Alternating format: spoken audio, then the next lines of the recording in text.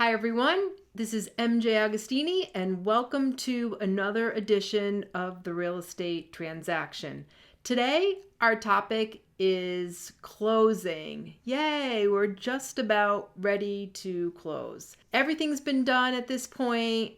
Inspections are done, appraisals are done, mortgage commitment's been obtained. You're probably on the verge of getting everything boxed up and ready to move out.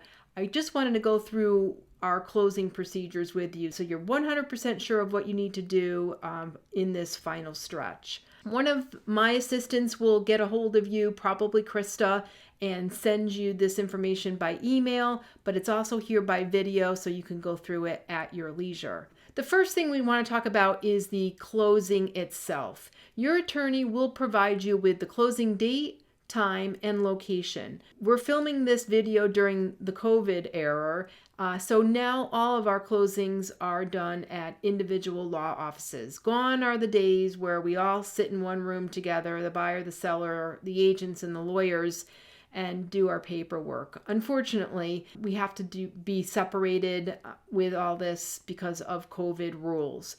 So the realtors do not attend with you. You will just be at the attorney's office with your lawyer signing paperwork. Most likely you will be called in to sign your paperwork a few days ahead of your closing. Moving. It's suggested that you move out of your home at least a day ahead of closing. Bare minimum. Really, you should be out of your house a couple of days ahead of time. This will avoid last-minute glitches with your movers. This can be disastrous and delay the closing if you have a problem with your movers. We've run into it hundreds of times. The mover shows up with the wrong size van. The mover doesn't show up on time. The mover shows up and they don't have enough guys, and it's going to take an extra day to load all your belongings onto the truck. All kinds of things happen. Do not wait to the last minute to move out of your house. That is critical. Your mortgage and equity loans. If you still have mortgages and equity loans on your house, you need to get those numbers, bank information and numbers of your loans to the paralegal in the lawyer's office. This is imperative because they have to call for a payoff figure so that those are closed out. Property condition. The property must be left in broom clean condition. That means your grass has to be cut. The snow needs to be shoveled if we're during the winter season. Do not leave any personal property behind, inside or outside of the house, unless agreed to in writing with the buyers. All too often, sellers think, oh, well, I'll leave this rake or I'll leave this paint. None of that. If it's not in writing on the inclusion-exclusion sheet, or we have some additional agreement in writing, do not assume that the buyer wants your items, because many times we've had to call in the cavalry at the last minute to come and remove property or personal property that should have been removed during your move. If anything has broken or become inoperable between the inspection and the closing date, it's imperative to let me know, because we're going to have to deal with this with the buyer. We don't want this to be dealt with at the closing table. Too many things could go sideways. Your inclusion-exclusion sheet. This is probably the area where we run into the most trouble. You fill this out when you list the property. The buyer signs off on it. My assistant Krista will go over it with you when you sign your real estate contract. You need to review it one more time before you start packing up the house. Please review it. Make sure that the items you said were going to stay. And with the items you said you were going to take, you've taken. And please confirm that there are no substitutions. You can't take the stove and say, oh, I'm going to bring in Uncle Joe's stove and I'm going to take this new stove, because what you left at the house when the buyers walk through initially is what has to stay with the property. Many times we've had people try to substitute fridges at the last minute, or stoves, or some other types of items, and that's going to run us all into big trouble. So please confirm no substitutions have been made of appliances, light fixtures, or window treatments. And if there's a discrepancy, please contact myself or Krista right away. Repair receipts. I know I've asked you to leave those repair receipts on the counter during home inspections, but if you've done work after the home inspection, please leave any or all repair receipts, making sure that they're marked paid in full, at the house, or make sure that they've been given to my assistant Krista ahead of time. These would be all the repairs that we agreed to do after the home inspection has taken place. Your closing may not happen if you don't have these paid receipts.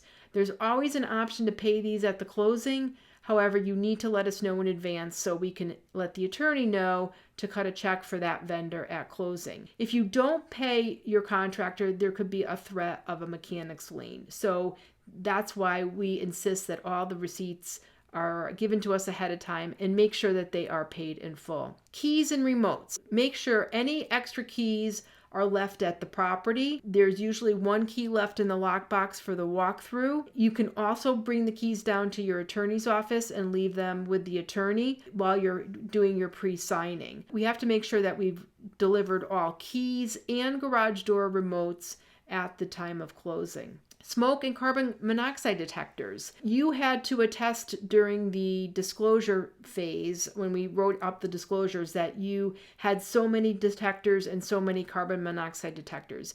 Make sure that those are still in operation. Make sure they're still working.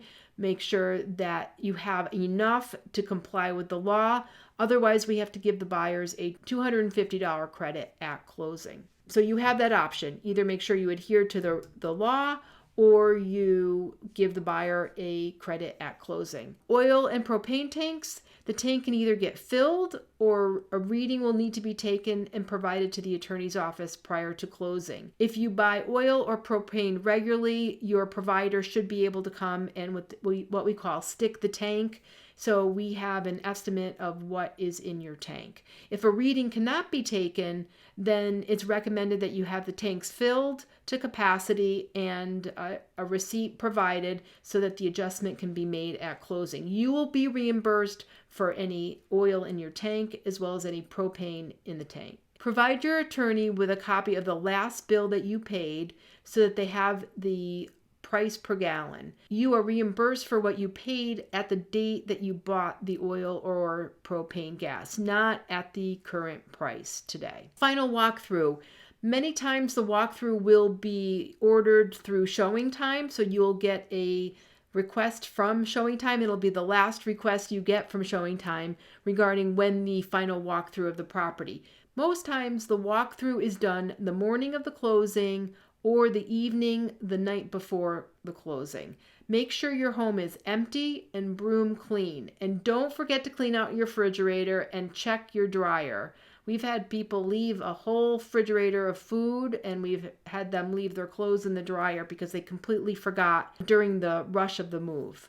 Forwarding address, make sure you provide Krista with your new address so that we know how to get a hold of you if we have to send you mail or anything else that you might have left behind. Make sure you change your address with the post office. This can be done online as well as in person. Most buyers will call our office if you do receive mail after the closing, and we'll help facilitate getting that mail back to you. Phone calls to make once you have a scheduled closing from your attorney. For sure, you're going to have to call your utility company. You're going to call the utility company and put in a transfer of service, not a shutoff, as of the day of the closing. Also, you're going to authorize a cancellation of service as of the day after the closing. These utilities would be Eversource or Connecticut Natural Gas. You need to do this because buyers sometimes forget to call in, or if they don't call in, you could be paying their electricity or their natural gas for days or weeks after the closing. So it's imperative that you do that. The water and sewer transfers are usually completed by your attorney, so you don't have to worry about that. Insurance, make sure you call to cancel your insurance the day after the closing. You do not want to do that the day of the closing. You are responsible for that house up until midnight the day of the closing. Adhering to these steps will ensure your closing goes off successfully and without a hitch. Thank you for your attention to these matters. That is a basic overview of the closing process. We're just about there. You are days away from closing on your new house. I know that the process has probably been a little daunting throughout, but we're just about at the finish line. You have a trusted professional on your side as always, and I don't want you to worry. Everything will go smooth at the closing. I look forward to working with you again in the future. As always, if you have any questions, please feel to reach out to me by phone, email, my website, or any of my social media platforms. And of course, please don't forget to hit that like button if you thought that this video was helpful. This is MJ Agostini saying we'll see you next time.